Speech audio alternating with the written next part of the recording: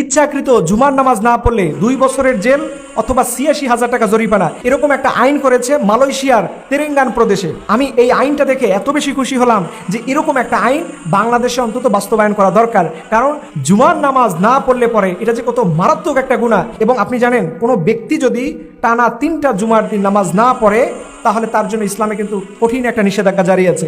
বলা হচ্ছে যারা একাধারে 3টা জুমার নামাজ না পড়বে তারা কাফের হয়ে যায়, এরকম একটা বক্তব্য আছে। আসলে এই বক্তব্যটা সঠিক নয়, তবে বলা হচ্ছে একাধারে 3 দিন যদি সে নামাজ না পড়ে তাহলে তার অন্তরে সিলমোহর মেরে দেওয়া হয়, তার অন্তর থেকে আল্লাহর রহমত বরকত কেড়ে নেওয়া হয়। এটা হচ্ছে মূলত মাসআলা। এবং কোরআন আল কারিমে জুমার নামাজ সম্পর্কে স্পেশালি আল্লাহ তাআলা কোরআনের আয়াত নাযিল করেছে, ইয়া আইয়ুহাল্লাযীনা আমানু ইযা নুদিয়া লিস-সালাতি মিন ইয়াউমিল জুমআতি ফাসআউ ইলা যিকরিল্লাহ।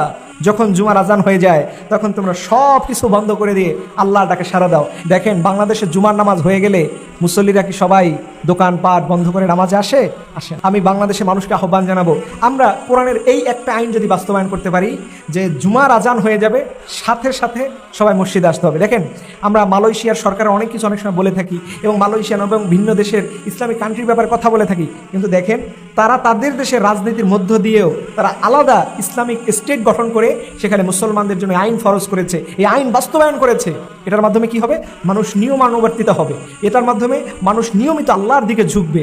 এটাই হচ্ছে ইসলামের মূল শিক্ষা। কিন্তু দেখবেন এই আইনটা যদি বাস্তবায়ন করা হয়, এক শ্রেণীর বাম আর রামরা বলবে যে না, এই দেশে অমুক হয়ে গেছে অমুক হয়ে গেছে। খবরদার, এই বাংলাদেশে এখন সুযোগ এসেছে, এরকম ইসলামের বিধান যদি বাস্তবায়ন করতে মনে চায় তাহলে আমরা যেন অবশ্যই ইসলামী দলগুলোকে এইবার আগায় নিই। কারণ এত বছর যাবত আমরা সেকুলারদের রাজনীতি দেখছি, সেই সেকুলার রাজনীতি দিয়ে দেশের ইসলামের 2 পয়সার কোনো উপকার হয় না, বরং ইসলাম ঝুঁকে ঝুঁকে বারবার ক্ষতিগ্রস্ত হয়েছে।